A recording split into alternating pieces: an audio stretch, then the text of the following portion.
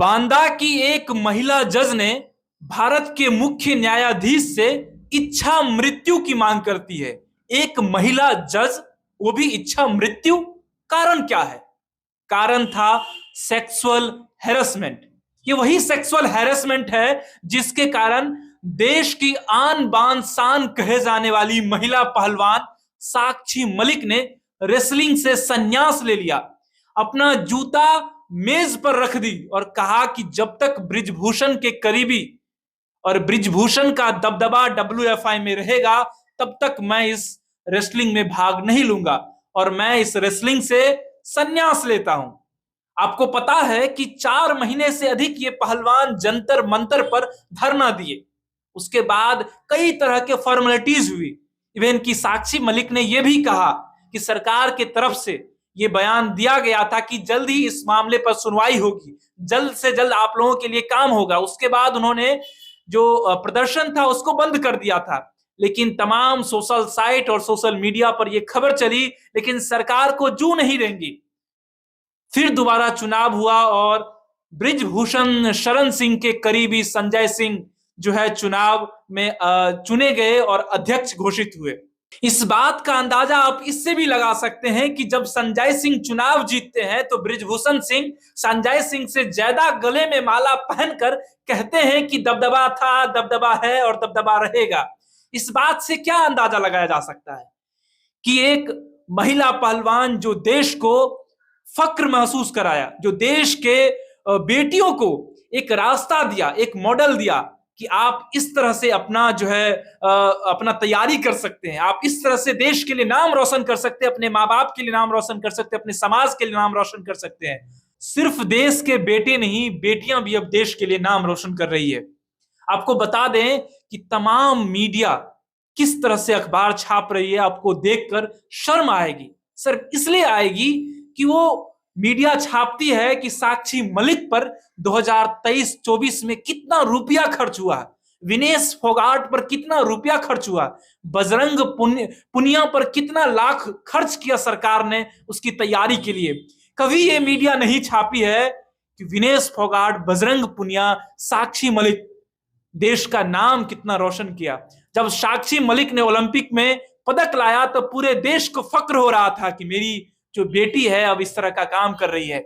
हर घर के लोग अपने बेटी को यही नसीहत दे रहे थे, यही दिखा रहे थे कि देखो एक देश की बेटी है, नाम रोशन कर रही है। और मुझे उम्मीद है कि आप भी यही अपने बेटी को नसीहत देते होंगे, समझाते होंगे कि देखो एक महिला पहलवान बनी, देश का नाम रोशन की, ओलंपिक में जाकर भारत के लिए पदक लाई, भारत का तिरंगा झंडा लहराया। हर चीज आप कह रहे हैं, हर चीज आप समझते हैं, उस पर फक्र करते हैं। लेकिन जब देश की बेटियों ने जंतर मंतर पर 4 महीने तक जो है प्रदर्शन किया, तब कोई सामने में नहीं आया। उस ठंड की ठिठुरन जो है महसूस की, लेकिन कोई सामने नहीं आया। और आज जब साक्षी मलिक ने संन्यास ले लिया तब जो है छापता है कि सरकार ने उसके ऊपर में कितना लाख रुपया खर्च किया। महोदय, आप पत्रकार हैं कि क्या है? मुझे आपकी काबिलियत पर शक हो रहा है। मुझे तो ऐसा लग रहा है कि आप पत्रकार के नाम पर या पत्रकार का चोला पहनकर पत्रकार का नाम बदनाम करते हैं। इसके साथ ही मैं आपको बता दूं कि राजस्थान में जब बाल विवाह को रोकने के लिए राजस्थान सरकार ने एक नियम लाई।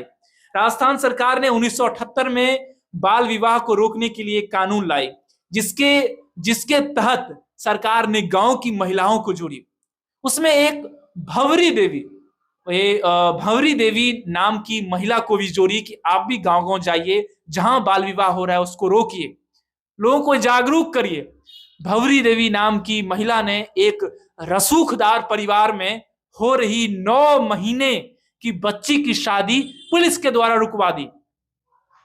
फिर से सुनिए कि भंवरी देवी नाम की महिला ने एक रसूखदार परिवार में 9 महीने की बच्ची की हो रही शादी को रुकवा दी।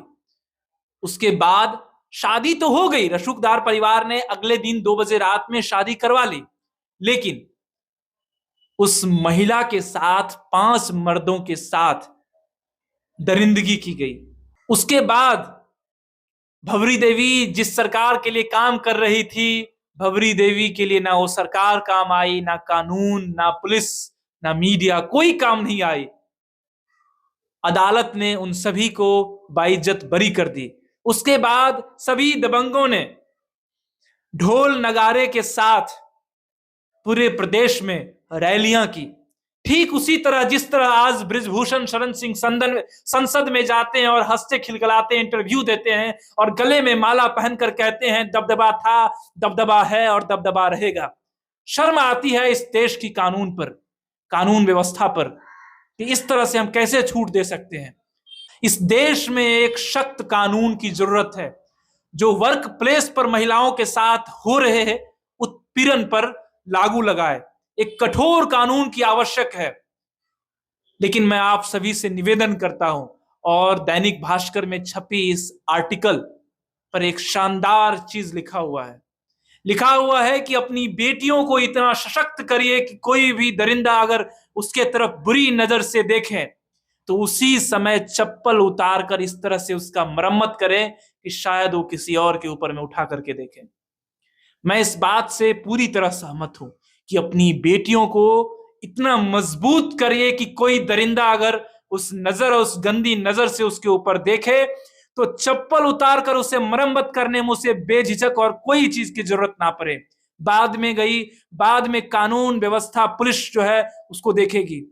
क्योंकि आपको पता है कि इस देश में कई ऐसी बेटियों के साथ इस तरह की घटना हो चुकी है जिसका ना आज तक रपट लिखाया गया है, ना उसका कोई डेटा है, ना उसका कोई ब्यौरा है। आपको पता है कि कई सारी ऐसी बेटियां इस कारण से अपना जॉब छोड़ दिया है, जिस तरह से साक्षी मलिक ने जो है संन्यास ले ली है।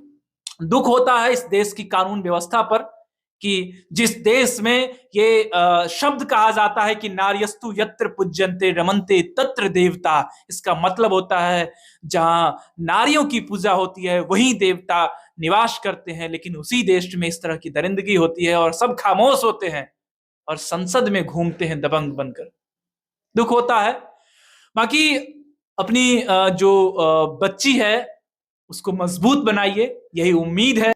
वीडियो इंफॉर्मेटिव लगे तो इसको शेयर कर दीजिएगा। अगर आपके साथ या आपके किसी कलीग के साथ अगर हुआ हो तो कमेंट करके बताइएगा। मेरा नाम पंकज झा है, आप रेबल न्यूज इंडिया देख रहे हैं। वीडियो अच्छी लगे तो इसको शेयर जरूर कर दीजिएगा। Thanks for watching rebel news India. Stay tuned for more updates. Don't forget to like, share and subscribe.